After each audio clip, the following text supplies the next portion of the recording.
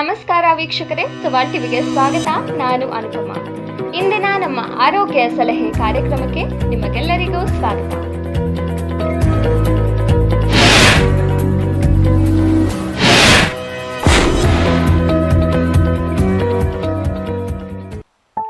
Fit ಆಗಿರಬೇಕು ಅಂದ್ರೆ workout ಮಾಡೋದು ಎಷ್ಟು ಮುಖ್ಯವೋ ಅಷ್ಟೇ ಮುಖ್ಯ ನಾವು ತಿನ್ನೋ ಆಹಾರ.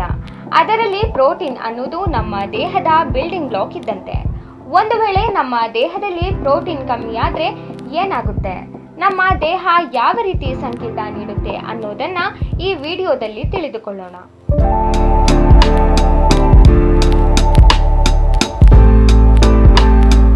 ಸ್ನಾಯುಗಳ ನೋವು ಅಥವಾ ದೌರ್ಬಲ್ಯ.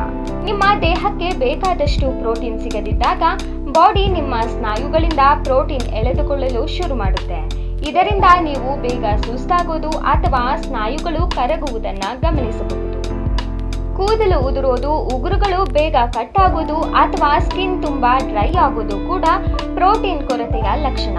ನಮ್ಮ ಕೂದಲು ಮತ್ತು ಉಗುರುಗಳು ಕೆರಾಟಿನ್ ಅನ್ನೋ ಪ್ರೋಟೀನ್ನಿಂದಲೇ ಆರೋಗ್ಯವಾಗಿರಲು ಸಾಧ್ಯ. ದೇಹದಲ್ಲಿ ಸೋಂಕುಗಳ ವಿರುದ್ಧ ಹೋರಾಡುವ ಆಂಟಿಬಾಡೀಸ್ ತಯಾರಿಸಲು ಪ್ರೋಟೀನ್ ಅಗತ್ಯ. ಇದರ ಕೊರತೆಯಿಂದಾಗಿ ರೋಗ ನಿರೋಧಕ ಶಕ್ತಿ ಕಡಿಮೆಯಾಗಿ ವ್ಯಕ್ತಿಯು ಆಗಾಗ್ಗೆ ಶೀತ, ಜ್ವರ ಮತ್ತು ಇತರ ಸೋಂಕುಗಳಿಗೆ ಒಳಗಾಗುತ್ತಾನೆ. ಕೆಲವರಿಗೆ ಕೈಕಾಲುಗಳು ಅಥವಾ ಪಾದಗಳು ಅತಿಯಾಗಿ ಊದಿಕೊಳ್ಳುತ್ತವೆ. ಇದಕ್ಕೆ ಪ್ರೋಟೀನ್ ಕೊರತೆಯಿಂದ ರಕ್ತದಲ್ಲಿ ದ್ರವದ ಪ್ರಮಾಣ ಏರುಪೇರಾಗುವುದು ಕಾರಣ ಇರಬಹುದು. ಪ್ರೋಟೀನ್ ಹೊಟ್ಟೆ ತುಂಬಿದ ಭಾವನೆ ನೀಡುತ್ತದೆ. ಕೊರತೆಯಾದಾಗ ದೇಹವು ಹೆಚ್ಚಿನ ಆಹಾರವನ್ನು, ವಿಶೇಷವಾಗಿ ಸಕ್ಕರೆ ಮತ್ತು ಜಂಕ್ ಫುಡ್ಗಳನ್ನು ಹಂಬಲಿಸುತ್ತದೆ. ಇದರ ಪರಿಣಾಮವಾಗಿ ತೂಕ ಹೆಚ್ಚಾಗಬಹುದು ಅಥವಾ ಅಪೌಷ್ಟಿಕತೆಯಿಂದಾಗಿ ತೂಕ ಕಡಿಮೆಯಾಗಬಹುದು. ಅಲ್ಲದೆ ಪ್ರೋಟೀನ್ ಕೊರತೆಯು ಮೆದುಳಿನ ಕಾರ್ಯಚಟುವಟಿಕೆಯ ಮೇಲೆ ಪರಿಣಾಮ ಬೀರಿ ಕಿರಿಕಿರಿ, ಆತಂಕ ಮತ್ತು ಖಿನ್ನತೆಗೆ ಕಾರಣವಾಗಬಹುದು. ಹಾಗಾದ್ರೆ ಇದನ್ನ ಸರಿಪಡಿಸಿಕೊಳ್ಳುವುದು ಹೇಗೆ? ಸಿಂಪಲ್. ನಿಮ್ಮ ದಿನನಿತ್ಯದ ಊಟದಲ್ಲಿ ಬೇಳೆಕಾಳುಗಳು, ಪನ್ನೀರ್, ಸೋಯಾಬೀನ್ ಮತ್ತು ಡ್ರೈ ಫ್ರೂಟ್ ಸೇರಿಸಿಕೊಳ್ಳಿ. ನೀವು ಮಾಂಸಾಹಾರಿಗಳಾದ್ರೆ ಮೊಟ್ಟೆ, ಚಿಕನ್ ಅಥವಾ ಮೀನು ಅತ್ಯುತ್ತಮ ಪ್ರೋಟೀನ್ ಮೂಲಗಳು.